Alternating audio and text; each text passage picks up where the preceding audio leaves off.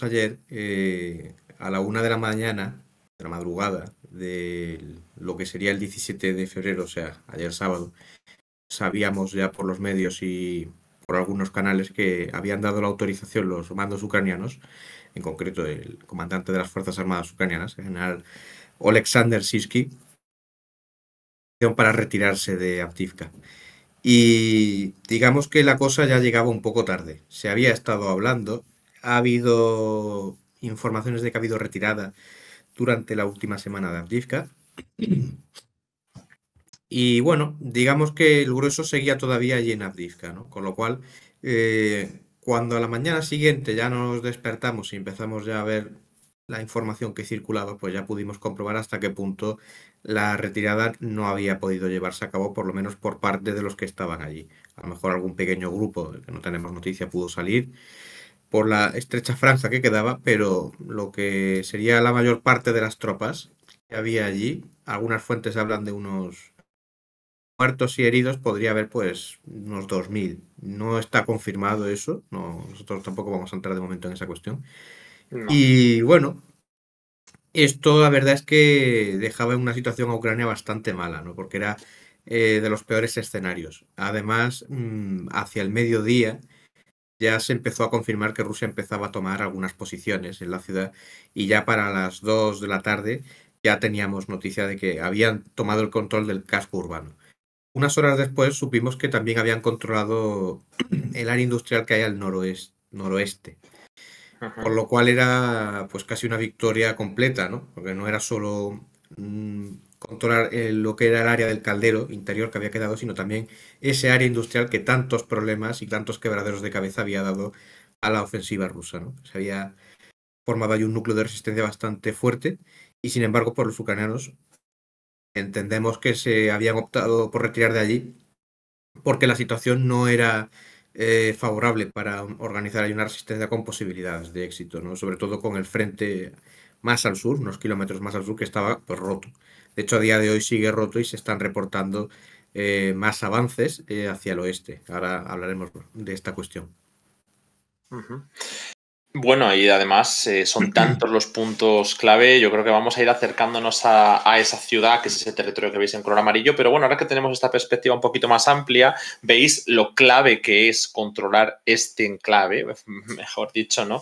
Por la cercanía a la capital, ¿no? A Donetsk. Es decir, Donetsk estaba siendo atacada desde hace 10 años ya. 10 años, no es una batalla de hace 2. Esta es de las poquitas batallas que quedan después de que se terminara la de Marinka, que llevaba 10 años en juego y servía, como digo, para atacar la ciudad de Donetsk desde Marinka, porque Marinka era esa única zona que quedaba tan cerca después de que Rusia consiguiera, como digo, avanzar en Pisky, en Pervomaivsk, hacia la zona occidental, hacia el norte, avanzaron por esa al este de la carretera, ¿no? Que veis en pantalla. En general, ahí Rusia ha tenido una intención de crear una zona de amortiguación en torno a Donetsk y Lugansk, sus dos objetivos políticamente interesantes para ellos, ya que estas ciudades sí que son grandes, Donetsk y Lugansk, no tanto así como los pueblos o las ciudades que están en esas grandes líneas del frente. Por lo tanto, la clave aquí no es si toma un pueblo más pequeño o más grande. Aquí lo que se trata es de objetivos posicionales, objetivos de destrucción de las fuerzas ucranianas, así como yo creo que Zelensky ha facilitado mucho con su campaña política de defensa a ultranza y de que lo que hay que defender por encima de la cuestión simbólica es el valor político, ¿no? De avanzar en pequeños territorios o de, aunque cueste muchas vidas, defender cada uno de los pueblos. Esto ha hecho que perder una ciudad sea aún más significativo, aunque pudiera no serlo, pero en este caso Avdiivka además es que lo es. No solo por lo que os comentamos de Donetsk, sino porque había tal cantidad de fortificaciones en la zona suroriental de la ciudad que habían imposibilitado durante años, estos 2 años al menos de guerra a gran escala, los avances rusos. Es decir, que Rusia ha podido tomar Mariupol, toda Zaporilla Sur y todo lo que conecta en ese puente terrestre hacia Crimea, pero no había conseguido mover ni un palmo el frente en algunos puntos que, bueno, a día de hoy todavía siguen complicados para ellos, como son las afueras de Gorlivka, en la zona de New York, Sumy, Druzhba, toda esta zona está un poquito más al norte de Donetsk, y tampoco en las afueras de Donetsk. Les costó horrores durante un año mover unos metros el frente en las afueras de Donetsk, para que alguien diga, bueno, Donetsk, Avdiivka, vemos en el mapa que están cerca, pero tan cerca. Bueno, pues es que el aeropuerto internacional de Donetsk, que es una de las batallas más importantes que se produjo en 2015, 2014, 2015, ¿no? Cuando se firman los acuerdos de Minsk, no terminó de tomarse por el alto el fuego, por esas líneas de defensa establecidas en el aeropuerto, y ha sido recientemente cuando se ha terminado de tomar el aeropuerto en esta campaña de estos últimos 2 años, junto con la localidad de Pisky, que es la que os señalaba, al oeste del aeropuerto, y el pueblo de Opitne al norte. Bueno, pues es que desde Opitne lo siguiente es Avdiivka. Y por supuesto, geográficamente también era muy relevante tomar una zona como esta y algunas de las zonas altas, así como el hecho de que un caldero, como nos comentaba Manu que se llamaba, ¿no?, esta zona, por el enfoque de todas las tropas desde norte, sur y este, ahora mismo reduce considerablemente el tamaño del frente, ya que había numerosísimas fuerzas destinadas a este frente por la fortificación ucraniana. Es decir, el empeño ucraniano por defender ciertos puntos como Bakhmut los convierten mucho más estratégicos de los que realmente eran, por las pérdidas humanas, por el simbolismo y bueno, también puede afectar a la moral, pero sobre todo yo creo porque se ha puesto el foco en cuestiones políticas no militares que se han acabado perdiendo igual. Entonces, bueno, no sé ahora mismo qué podemos decir sobre este frente de Avdiivka, si esta estrategia se ha repetido, pero yo creo que durante estos años Rusia lo ha tenido muy complicado para avanzar y ha sido a costa de muchísimas bajas. Sí, en efecto, Rusia ha pagado el precio, por así decirlo, de forma coloquial.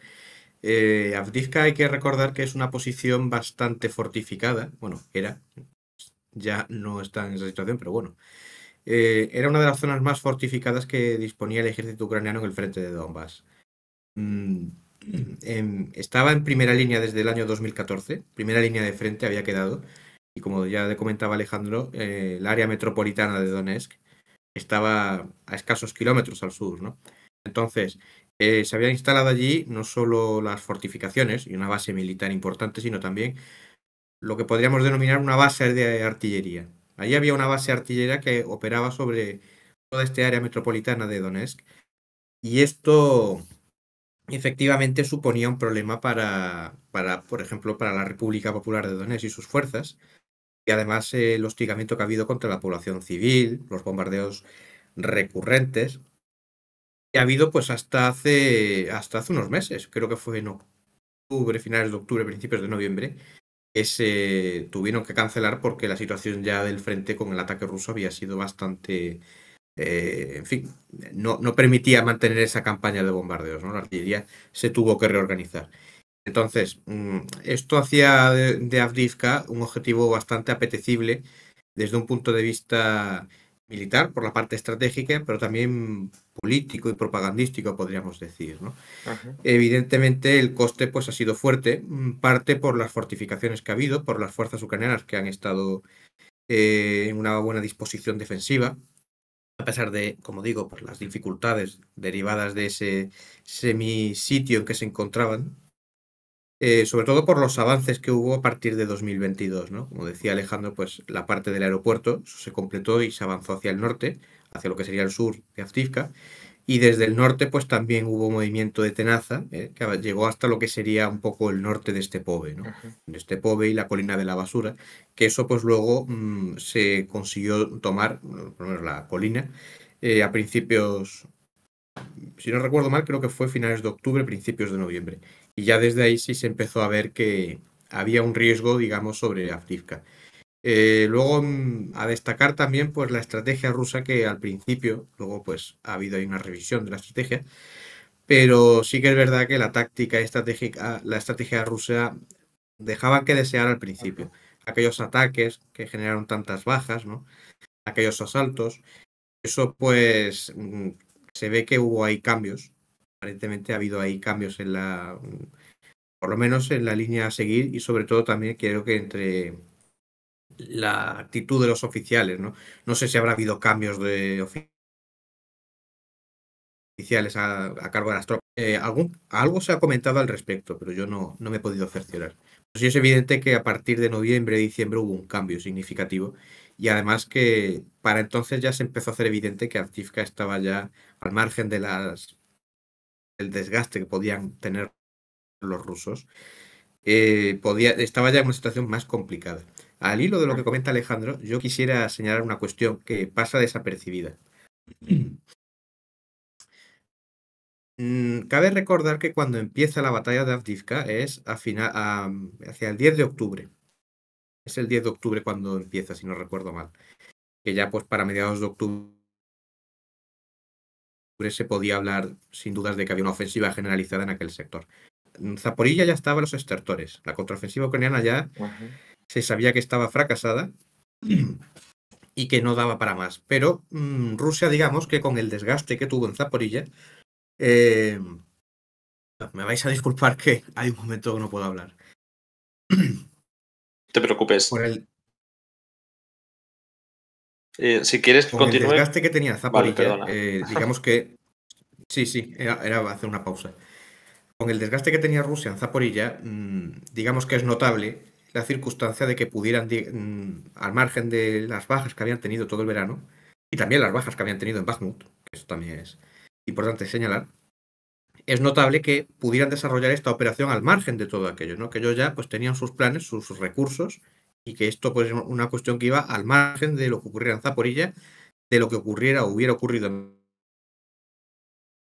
Bakhmut, que Bakhmut seguía todavía allí sometida a una presión ucraniana después de la pérdida de la ciudad, y el río Skil, que también había ya una mayor presión rusa en la zona. Con lo cual, teniendo en cuenta esto, pues es algo, digamos, destacable, porque esto quizás nos da ya una idea, a cierto punto, de que Rusia dispone de recursos humanos y materiales para operar en distintas zonas, que ya no es algo tan reciente del último mes, 2 meses, sino que ya a finales de verano, principios de otoño, era algo que ya podíamos ver. Bueno, tenemos tantas cosas que querría contar que voy a contarlas contestando un poco las preguntas, ¿no? Primero te traslado aquí una muy relacionada con lo que hablábamos, ¿no? Nos pregunta Mesicus, ¿dirías que Avdiivka ha caído por falta de material occidental o porque era insostenible de cualquier manera? Yo creo que se han juntado varios factores. Avdiivka estaba ya a principios de octubre de 2023, estaba ya en una situación complicada porque estaba ya semisitiada. Por el norte y por el sur había ya una situación. Esto deriva de la primavera del año pasado, que ya hubo un intento de asaltar Avdiivka y fracasó. De hecho, Zelensky estuvo de visita en la zona y se sacó una foto que ahora ha vuelto a salir a la luz, ¿no? Por el contraste de aquello con la situación actual. Entonces, ya de entonces había una situación difícil, desde un punto de vista defensivo. Yo pienso que el problema de Avdiivka vino de la siguiente situación, que aquello se convirtió en una batalla de desgaste, aparte de la propia presión por tomar aquello, se convirtió en una batalla de desgaste en la que Ucrania, ahora mismo, en el contexto actual y desde hace ya, pues desde hace unos meses, no tiene opciones de ganar. Es una batalla que tienen perdida por el momento, por los problemas derivados de la falta de recursos materiales, de recursos de pues, municiones en este caso, no solo armamento, y luego de recursos humanos, que esto es algo que se ha agravado en las últimas semanas.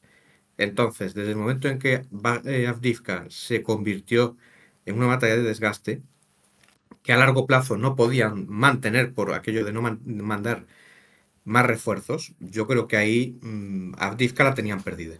Luego, como digo, la situación del frente no ayudaba, porque suponía que en un momento pudiera producirse algo como lo que finalmente se ha producido, ¿no? Un colapso final que dejara pues bueno, la pérdida también de comunicaciones con la retaguardia, etcétera, etcétera. Vale, tenemos por aquí más preguntitas, hay que tantas cosas. En realidad, bueno, es eso, la mezcla de factores, ¿no? Nunca va a ser uno solo. Por responder rápidamente a los que nos preguntan, porque esta es una respuesta sencilla, ¿no? ¿Se sabe ya el coste de vidas rusas que ha costado tomar esta ciudad? No. Y además es que dudo que se vaya a saber ni las bajas de unos ni las bajas de otros, porque está habiendo un cierre informativo total en ese sentido. Bueno, hay muchas especulaciones. También falta todavía por saber cuántas bajas ha habido durante la evacuación, no sé si hay prisioneros, todas estas cosas falta por saberlas.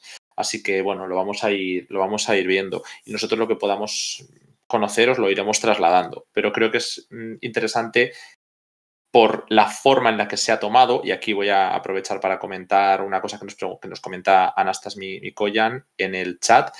Del centro de Avdiivka al centro de Donetsk, la capital del Oblast, hay 15 kilómetros, nos dice. Y el alcance habitual de esa artillería convencional estaría en torno a 25 kilómetros.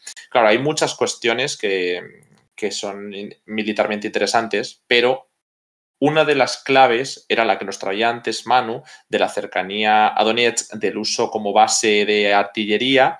Y también es relevante cómo los rusos han aprovechado estos últimos estertores, ¿no? Antes de la evacuación, para lanzar bombas guiadas bastante importantes para aplanar parte de la zona de frente y poder dar avances con infantería. Entonces, las unidades que puedan haberse perdido humanas van a ser, yo considero que quizá mayores que en otros ataques que hayan podido destacar por el uso de drones o por el uso de aviación.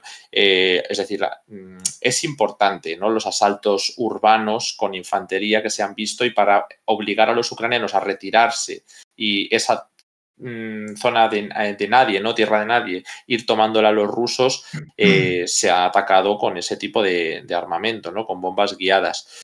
Otro de los factores relevantes es así como Rusia no utiliza tanta munición de artillería en esta campaña, porque este armamento lo puedes emplear dado que las defensas antiaéreas no están enfocadas en la defensa de la línea de frente, sobre todo en Avdiivka, sino que están en puntos más alejados y estratégicos como Kiev, y a veces se han ido moviendo pues a Odessa y a donde ha hecho falta. No sé si aquí, Manu, puedes matizar algo más, si tienes algún tipo de control mayor de la cuestión armamentística. No, en principio coincido con lo que has señalado. O sea que Vale. tengo poco que aportar al respecto. Bueno, pues antes de pasar a la siguiente pregunta, voy a darle las gracias a Chef, que nos ha dejado una suscripción con Prime, y recordad que con Prime podéis dejar una sub al canal que queráis una vez al mes, sin un coste adicional de vuestra suscripción. Así que un placer que sea el nuestro el que hayáis elegido. Y recordad, eso sí, que si elegís la opción de Prime, nos ayuda un poquito menos que las otras opciones, pero nos ayuda igual a llegar a ese objetivo. Así que si podéis, una suscripción de pago o de regalo que se puedan renovar, y ya si es en el tier 3 nos dais muchísimo más apoyo para que Twitch no nos quite tanto porcentaje dentro de unos meses. Bueno, una cuestión que nos han mencionado y que creo que tiene que ver bastante con lo de las retiradas, Manu. Carlos FT nos pregunta, a ver, que le falta un verbo. Vale, ¿se ha retirado la brigada de élite, entiendo, aquí dice, Azov, indemne, o ha sufrido daños importantes, entiendo? Porque hemos visto hasta hace no mucho que se estaban mandando refuerzos, al menos de algunas de las brigadas importantes, la 47 mecanizada, ¿no? Y también había La la 47 3, ya ¿no? había elementos que estaban ahí. Sí, Vale. en la 47ª ya estaba, al menos algunos elementos, ya estaban allí desplegados, pero es verdad que habrán mandado otros que estarían en retaguardia descansando para que no tenían ya forma humana de sostener aquello. La tercera, esa no había participado hasta ahora, por lo que sabemos, pero los últimos días efectivamente, como dice Alejandro, mandaron refuerzos y la cosa no ha ido muy bien, que digamos. Algunos elementos llegaron a la ciudad y han sufrido bajas. Incluso se circulan imágenes de prisioneros o muertos de Azov. No sabemos si esto es así o no, pero sí parece fuera de toda duda que han tenido bajas. Respecto a otra cuestión que ha salido es que han tenido bajas también en retaguardia, antes incluso de llegar a Avdiivka por un bombardeo que se atribuye, vamos, Rusia señaló que había bombardeado una localidad que comentamos aquí hace unos días, había bombardeado una concentración de tropas ucranianas, había habido bastantes bajas, aparentemente, y ya por la tarde se supo que habían bombardeado, tarde-noche, se supo que habían bombardeado un hospital militar, que había causado pues más bajas a esta brigada. Eso es un poco la información que está circulando. No, lo del ataque este con retaguardia no está del todo confirmado, pero sí que es verdad que hay fuentes ucranianas que dicen que la tercera brigada de asalto ha salido muy mal parada de Avdiivka, incluso cuando ha participado en el último momento, que no es un desgaste de meses de combates que ha habido en la zona. Bueno, llegado a este punto, voy a pedir a Edu que nos amplíe un poquito el mapa de Avdiivka, porque ya habéis visto su situación en torno a Donetsk.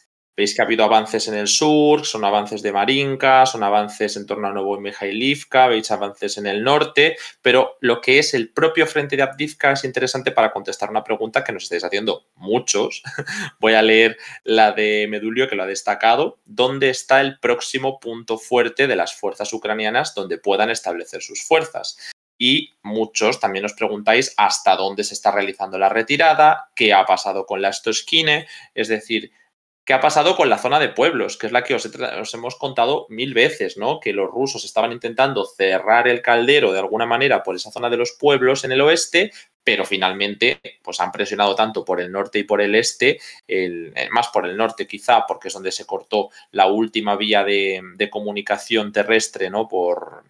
Para la logística ucraniana, y ya la evacuación ha tenido que ser más atropellada a través de campo, ¿no?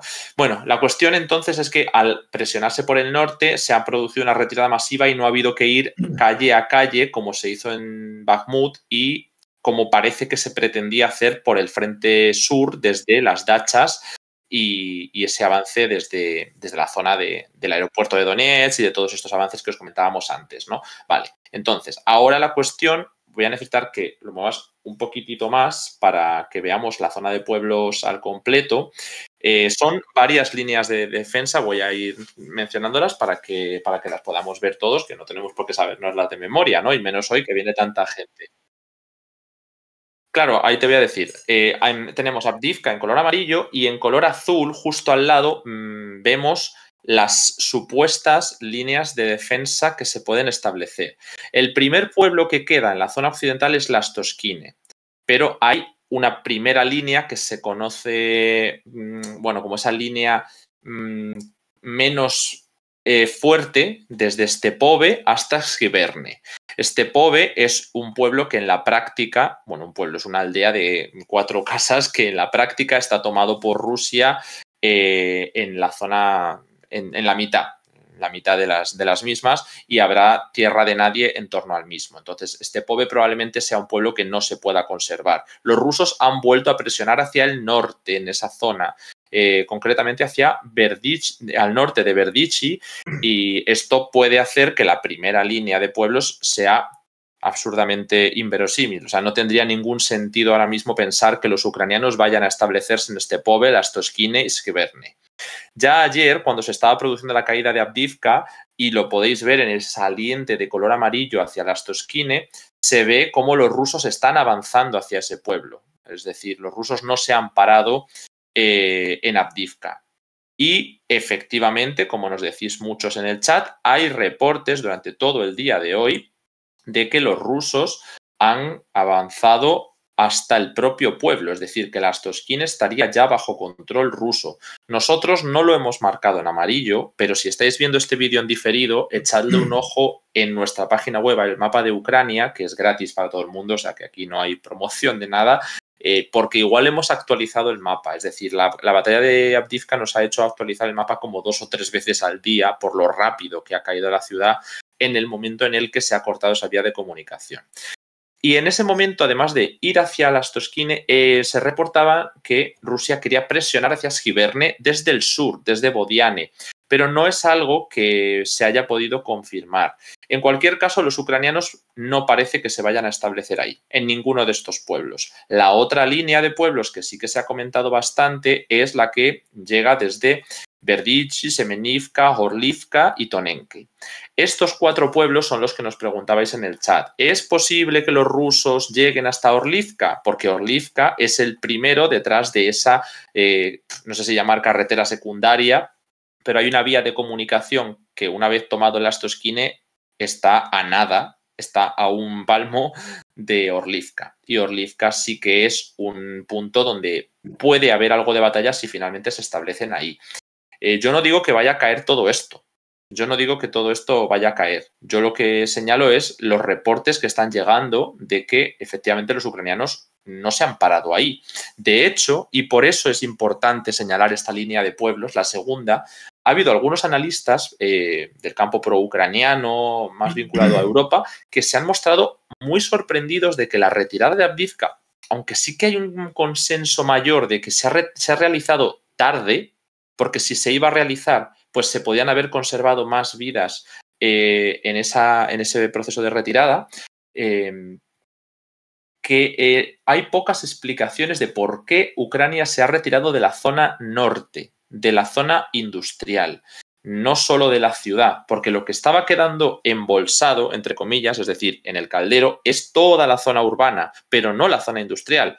Rusia rompió la ciudad por el norte, dejando la zona industrial fuera, y la zona de dentro es la que estaba en peligro, pero la zona industrial podría haber servido de contención para la zona de pueblos en el norte. Sin embargo, al caer por entrega total, ¿no?, de la zona de la planta de carbón que nos decía antes Manu, de Coque, ¿no?, que le dicen la zona industrial, es más difícil que los ucranianos puedan mantener esa primera línea de pueblos. Y nos vamos a la segunda. Como ya os decía, si hay presión por el norte en Berdichi, si hay reportes en la Astoskine, si hay una toma de la zona industrial de Avdiivka, tampoco parece que tenga mucho sentido que los ucranianos se queden en una línea que no está especialmente definida en torno a Berdichi, Semenivka, Orlivka y Tonenki. Y ya hay unas fuentes rusas, pero claro, esto evidentemente no son analistas europeos, son analistas rusos o prorrusos que están hablando de la tercera línea de pueblos. Y ya se van mucho más lejos. Ahí tenemos que si se sigue la vía del ferrocarril hacia el norte, desde Krasnohorivka, uno de los primeros puntos en los cuales Rusia podría recalar, aquí sí que necesito que movamos un poquito el mapa, es el pueblo de Osheretine, que se encuentra justo siguiendo esa línea del ferrocarril y que desde ahí se puede establecer una línea que va hasta el embalse de Kharlivka. Claro, esto es muy ambicioso. Esto es muy ambicioso por parte de estos analistas. Yo no sé si yo creo que los ucranianos tendrán defensas, aunque no sean tan fuertemente establecidas como las del embalse, en la segunda línea de pueblos. ¿Por qué? Porque si nos atenemos a estas informaciones, la línea que llega hasta el embalse de Kharlivka no es solo para la defensa de Avdiivka, también para la de Pervomaivske. Pervomaivske la veis en otro fragmento en color amarillo que se encuentra justo al sur de Avdiivka. Aquí necesito que movamos un poquito el mapa, no sé si es que me llega con retardo, pero para que podamos...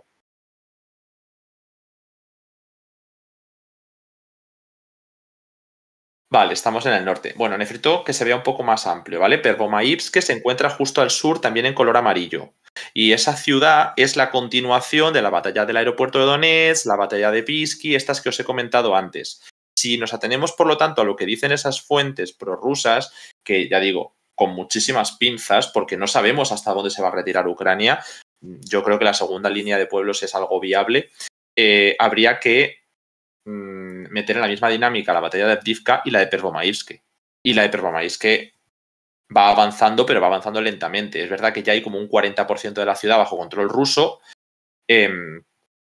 Tampoco es una localidad muy grande, pero bueno, sí que si cayera se podría empezar a hablar de este escenario. Porque sin la segunda línea de pueblos y sin Pervomaivsk, ya lo siguiente que hay literalmente es esa línea. La de Ocheretine, desde el ferrocarril por el norte y hasta el embalse de Kharlivka al sur. Eso es lo que os puedo decir sobre las líneas de defensa que se ven. La del embalse parece que es una línea de defensa más establecida. Nos preguntabais algunos de cómo de fortificadas, de si se puede comparar con la cuestión de Zaporizhia. Vamos a hablar ahora enseguida de otros frentes, pero desde luego la línea, entiendo que os referís a la línea Surovikin, no sé, fue tan fuertemente fortificada que la contraofensiva ucraniana pues nada más que pudo tomar hasta Robotine. Entonces no considero que vaya a ser de ese calibre porque lo que ahora mismo necesita Ucrania es munición, pero también hombres o bueno, efectivos, ¿no? Porque se han negado a movilizar mujeres, pero en general manpower, ¿no? Que se le dice. Y Hay bueno, aquí pues una mientras no haya cuestión, una movilización general, pues es lo que hay. Sí, perdona, Manu. Adelante, hay una cuestión que yo señalaría porque esto lo preguntaron ayer. adelante. Eh, Levantar una línea defensiva no es una cosa que se pueda hacer de un día para otro. Organizar una defensa también es algo complejo, pero como digo, una línea defensiva del nivel de la línea Suroviking, con miles, bueno, miles no, cientos de miles o millones de minas, con todas las trincheras y trampas que hubo, obstáculos para los tanques y los vehículos blindados. Eso lleva tiempo, lleva muchos recursos. Como digo, Ucrania carece de recursos materiales y militares en abundancia. Y además, ya digo que esto es algo que ahora pues están levantando. Está habiendo reportes de que Rusia está presionando hacia el oeste, que es algo que comentaba antes, con lo cual no se puede trabajar en esas condiciones. Y Ucrania, hasta donde sabemos, no había preparado líneas defensivas en esa zona, desde luego no al nivel de la línea Suroviking. Si han preparado algo, no está a ese nivel, pero ya digo que lo que se está comentando es que no habían preparado nada. Lo fuerte ya estaba en Avdiivka y que era como, no hay un plan B. O sea, Avdiivka no puede caer y si cae, pues es lo imprevisto, ¿no? Por eso señalaba antes que Ucrania había intentado mantenerlo aquello en la medida de sus posibilidades y que el problema no estaba en las fortificaciones o cuestiones de ese tipo, sino que no tenían recursos para mantener el frente. O sea, mandaron a la tercera brigada de asalto, mandaron elementos de otras unidades, pero es que no les daba. Por tanto, ahora mismo levantar una línea defensiva en estas condiciones es complicado. Además que Ucrania necesita efectivos en todos lados. O sea, yo ahí es donde le veo el problema, que no sé, me imagino de dónde sacarían recursos para levantar una línea defensiva aquí, cuando además se supone que están preparando líneas defensivas en Kharkov, que eso se ha comentado, algún material gráfico hemos colgado al respecto, ¿no? Que estaban preparando líneas defensivas en Kharkov por una posible ofensiva rusa. Sí. Esto es otra cuestión a tener en cuenta relativo a lo que decía Jay y lo que hemos dicho en más de una ocasión. El frente es muy largo. Defender un frente tan largo desde un punto de vista militar, pero también logístico y material, es muy difícil. Y mientras más presión haya en varios sitios a la vez, más difícil es.